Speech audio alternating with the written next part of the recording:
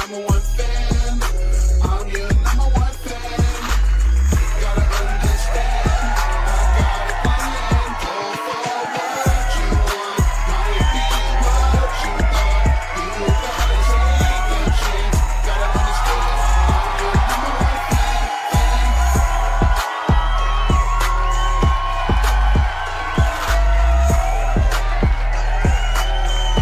Number one fan.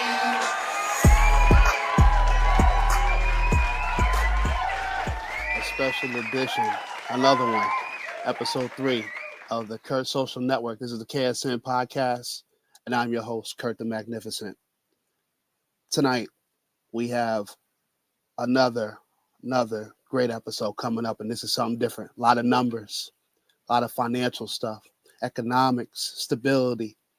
We're going to really get into it, and I got a couple of guests that are really going to talk and give us that one-on-one and what we need to know, and it's going to be really good and really interesting. I know these guys very well. We talk about it a lot, and they talking about it a lot, not just with me, but amongst each other, amongst with other people. So I'm going to introduce them first. All right. First guy coming up. I'll introduce both of them to make it even fair. So one person, he has his own Connect real estate company going on right now, and it's called Deal Connect. Yes, you see it there. And he's doing it either down south, up north. He's doing all over the place in the North America region. And I got to give it up first for my brother, Mr. Kev Martin. Let's give a hand for Kev Martin real quick. And then after that, well, also, we're going to bring in my other brother who's going to come on as well. And he's going to talk about a lot of investments and money management, okay? And that's my man, Brad B. Both guys from the Greenberg area of New York, if y'all don't know. So let's give a hand for my man, Kev Martin and Brad B. Yes, sir. Yes, sir. Yes. All right. What's going on, fellas? What's the word? Yeah, we good. We here. We live.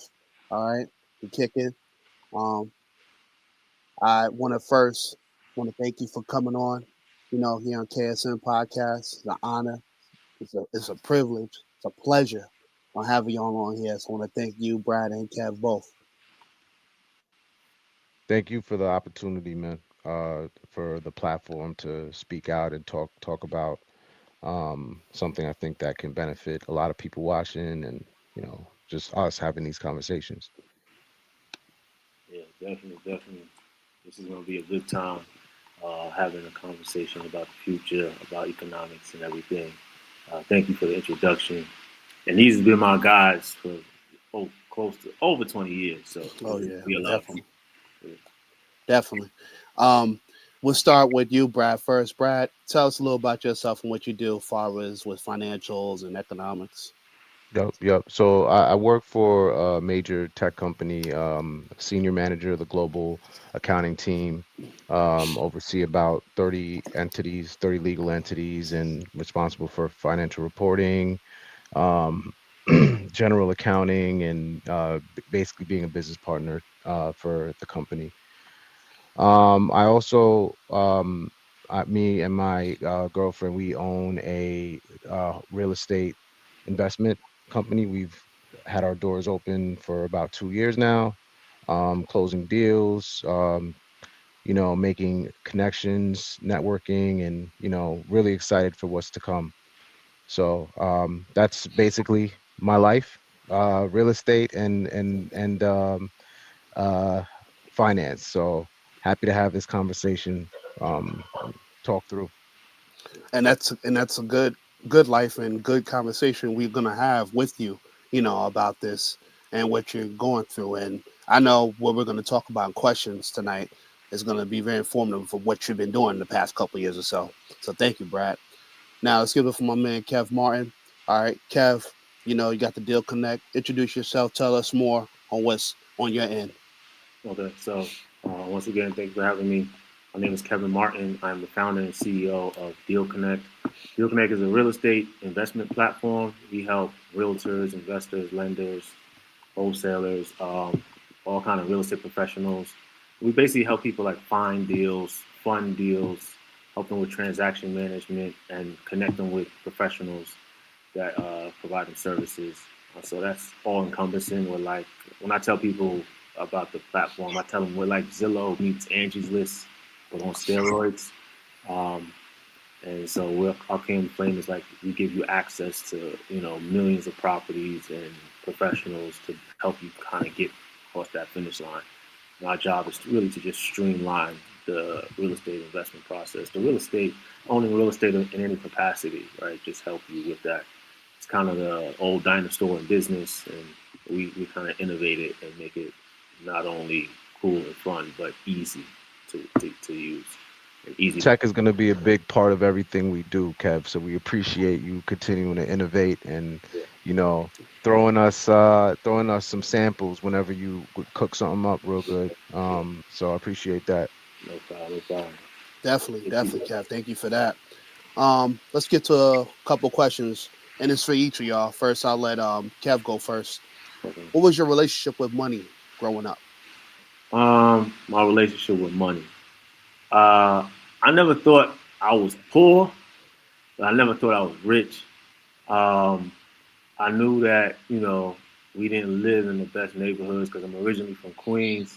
And so I could see that these neighborhoods wasn't the most luxury, but we were always happy, right? And so I wasn't a person that ever like asked for a lot of things, but I didn't know, oh, you know what I mean? We don't really have money.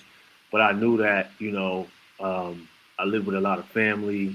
I knew that, my grandparents owned a home, my mom owned a home. So growing up, I think the definition that they would call it is we were house rich but cash poor. So I knew that we owned stuff, but like we weren't like the flyest and doing all that cool stuff. So, there was, growing up in New York, you definitely want to be fly and all that. So like there was that like disconnect where I wanted to get to that. So I started working and I just started, not only having a job, but I was addicted to basketball. I wanted to make it as a pro, so I played a lot of basketball every day. And so it was like I had a drive to kind of want to do better in life because, I knew that we had a house, but we didn't have the money that we could do whatever we wanted. So a lot of that put that drive in me to kind of do more. I knew that there was a number of opportunity, right? So I never felt like, oh my gosh, we're poor, but I felt that, I knew that there could be more, and so I was blessed with parents that allowed for me to go for my dreams. I appreciate that, Kev. Thank you. And Brad, same question for you. Relationship with money growing up. Yeah, I'm hearing Kev like a lot of similarities there. I think the issue is that for me, financial literacy was not really the cornerstone of like my childhood. So, I mean, I learned about personal finance and that type of strategy, just being around people while being in corporate or just involving myself in certain networks and being around certain people that would educate me and kind of teach me the game, so to speak. Right. So it's a learned behavior, and it's something honestly I'm still learning it. So we don't stop. Definitely can't stop. This is something that needs to be talked about. Especially for young men, young people. Especially the high school kids. They should actually have some type of educational class for this. I even thought about this for sports players. I think they have this for like people that get into like the NBA and Major League Baseball, NFL. It's getting They more have these. popular. Yeah, they have like educational classes where you learn to manage your money. Yeah, it's there for the elite players. I think EYL is introducing a curriculum somewhere in the Bronx or something, but it should be just like learning history, reading, math. Things Yes, like that is yes. everyone gets it. That should be. I don't want to get too political, but if you give everyone financial literacy, you might not have an economy that works the way it works. Well, But I mean, that's the sad reality of it. yeah, It's just yeah. like, but hey, we're here to share. Right, right. Brad, I'm gonna ask you this question just for you. What is the best piece of financial advice you have ever received and you can give? Pay yourself first. That I'm quoting Robert Kiyosaki, the author of Rich Dad Poor Dad. Like if anyone who wants to become financially literate, I suggest pick up that book yesterday. Like, you know, read that, listen to the audio book if you don't like to like sit there and read. You really have to understand the mindset. The principle of pay yourself first. It it's not a rule, it's not like a task, it's a mindset. You adopt that mindset, you start to do things like, all right, well, when I get my paycheck, i'm not I'm not like I create automatic savings by automatically having my take home pay go to a different account. And just let you start to get creative and adopt things to help you make you save, invest, make smart decisions by just adopting that mindset. And your behaviors will start to align to that. So, best piece of advice, read that book, Rich Dad Poor Dad, Robert Kiyosaki, and pay yourself first. Thank you for that. That's very, very informative. And Kev, I'm gonna have this question for you. Mhm. What is the biggest financial mistake you've ever made, and what did it teach you? Biggest financial mistake. That's a tough one when it comes to me. 'Cause I could say some crazy stuff. Keep it PG. No, no, it's not that. I make a lot of financial risk, um, right? And in some people's eyes, it might be looked at as a mistake, right? But I'm a big swing for the fences kind of guy, and so in that, um, for me, it's that I didn't invest in myself earlier, right? Okay. I Okay. didn't. I didn't invest in my business earlier. I didn't invest in my self development earlier. My ability to sell earlier, right? And Yeah. so Yeah. while we running around popping bottles, what I mean, having a good time, doing all this crazy stuff, traveling the world, right, and having a lot of fun in our 20s. Even though I was very disciplined, I don't know about my grandmother used to say, uh, a Jack with no fun makes Jack a dull boy. Like if you don't have any fun, you become like just worked out or whatever. And Mm, so, like, I wish I would have had less fun, but you can't go back in time and change that. And I guess my no. experience kind of made me. So that's the one thing though. I wish financially I would have just invested in me more and like development of who I am, how I think, how I move. It really just put me to a whole nother level. And that's one of the mistakes. Is like investing in like what did Brad just say, right? Pay yourself first, right? Right Yeah. after that is invest in yourself first, right?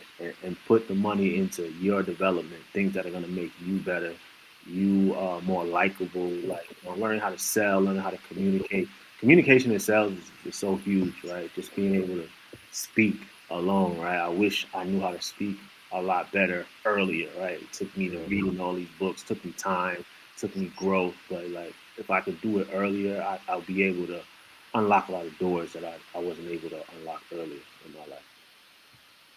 Very good. Very. Y'all giving me some good gems right here. Good knowledge. This is good for everybody to really hear. Brad, my question here next is: should us as people we prioritize on having an emergency fund versus paying off high interest rates? Well, that depends. Are you writing off that interest as a business expense against your personal income? That might be a different answer. So really, really, it depends on the individual. Everything depends on the individual situation, financial goals, where someone is in life. you might find that the answer to every individual is going to be different, just based on the situation. So what I would say is find a professional, network, make relationships, make connections with people in this space Hmm. so that you can get educated and learn what's the right decision for you. You know, there's never a one size fits all answer in finance. Anyone that tells you that is lying. Right. Right. Definitely. Thanks. Kev, for you, Yeah. this is a mortgage question. Should we, if people own a home, should we pay off our mortgage early or invest in that extra money? The difference, right? That's a big conversation. And if you guys know anything about social media and all the gurus, right, everyone has a different answer to that question. I'm 100% neutral with it because the first thing is what's your goal, right? Yeah. And I'm not about just making a goal. I'm about being realistic, right? Knowing thyself, right? And so if I if I keep this mortgage and I have this lump sum of money and I should invest the difference, am I really going to invest the difference? Or am I going to blow it and then say, oh man, later, right? So, no, you got to really know yourself. And I've met people that like don't know themselves at all, and you put $100 in their hand, and then 20 minutes later it's gone, and they don't know where it went. And I've met Mm. like I was a mortgage officer for a while, and I met a woman, and she had like 90 grand from some inheritance, and she had a good job, had good credit, and she was trying to buy a condo, and she could have put down like 10 grand for the condo, and took the 80 grand and did whatever with it. But she's like, no, I'm gonna put the whole $90,000 in, and she told me, she said, because I know myself, if that $80,000 sitting in the account, it's gonna just dwindle away, right? And so when it comes to that, you got to really know yourself and say, okay, what is the best decision for me? Also, looking at the market, right?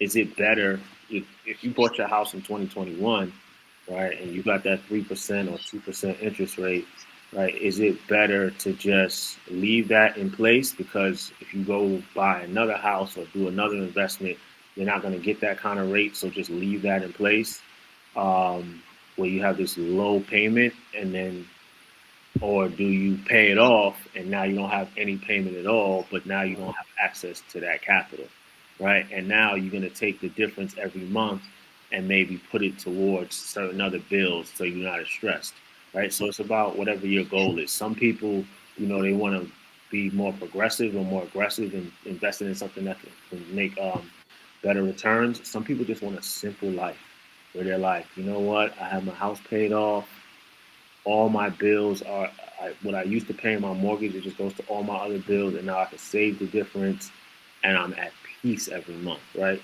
Seeing that mortgage every month might it does different things to different people.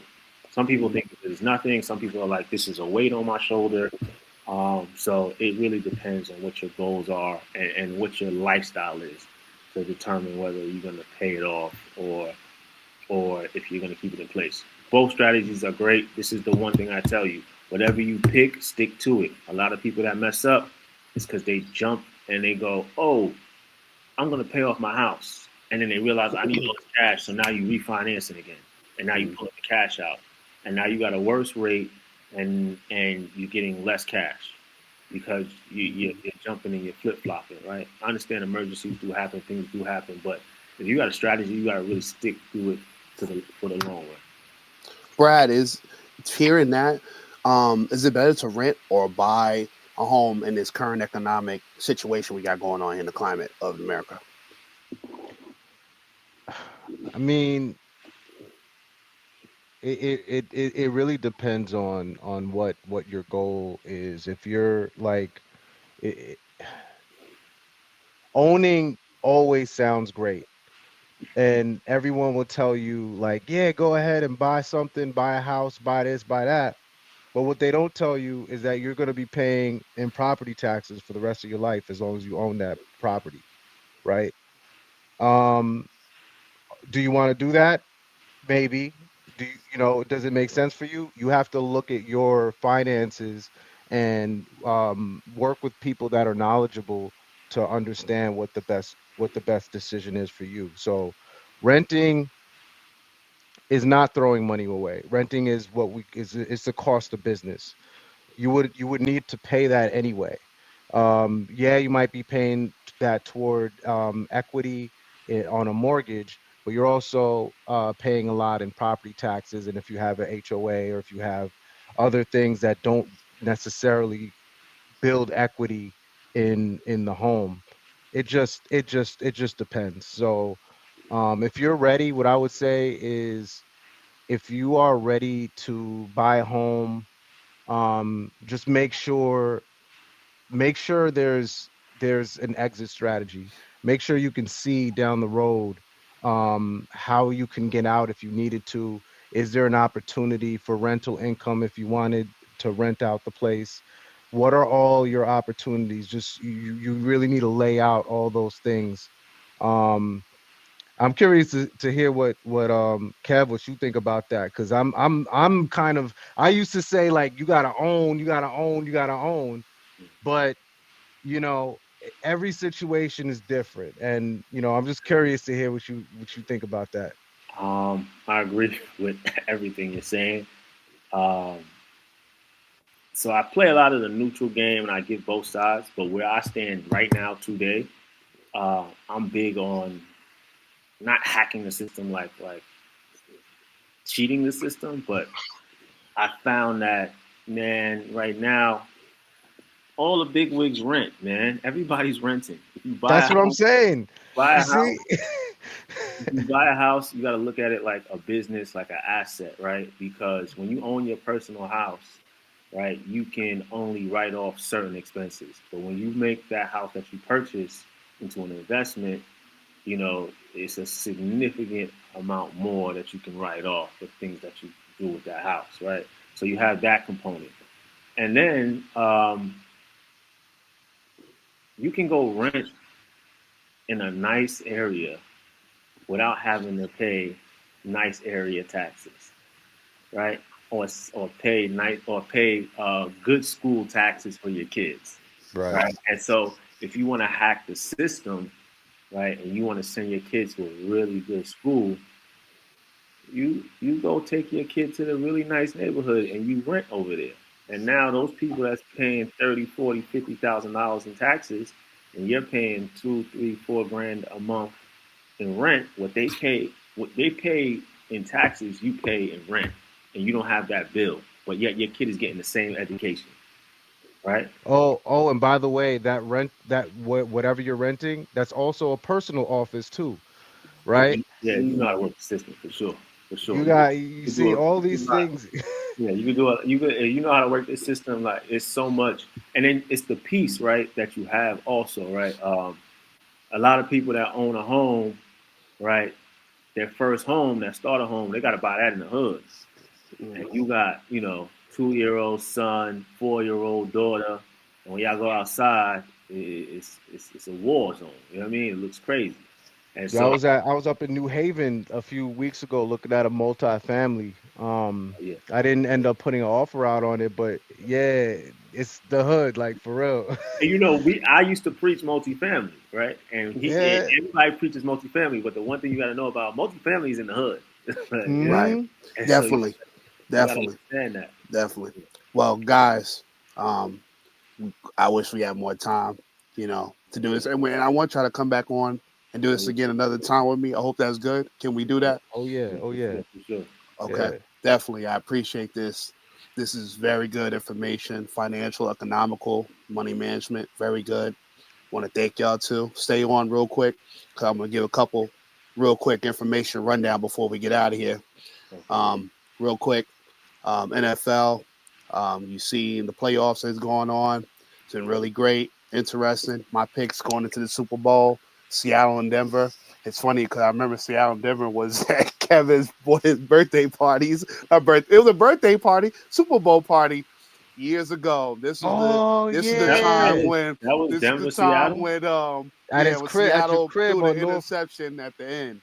Uh, So said so let's talk that's just I just want to give up that information. Great win for Indiana University on winning the national championship over Miami. Very unexpected but great for them. And then last but not least, the Knicks, which they look like they're going to win tonight, but they've been on a losing 9. They lost 9 of 11, and now, tonight hopefully they could pick it up because I heard they had a players meeting yesterday morning at practice because after they lost to Dallas on Martin Luther King, that was just unacceptable. So Yeah. I'm glad to hear. I'm glad to just wanted to throw that knowledge real quick and throw them updates. And again, I want to thank Brad and Kev for coming on, and they're going to come back again on another time on another episode here on KSN Podcast. So again, fellas, thank you very much. I appreciate y'all. No problem. No Yes, problem. sir. Thank you for having us. All right, For we're gonna sure. get out. We're gonna get out of here. Once again, thank you, whoever's listening, whoever's watching. I appreciate y'all. All right, and this is the Kurt Social Network. Peace, love. You already know. Yes, sir.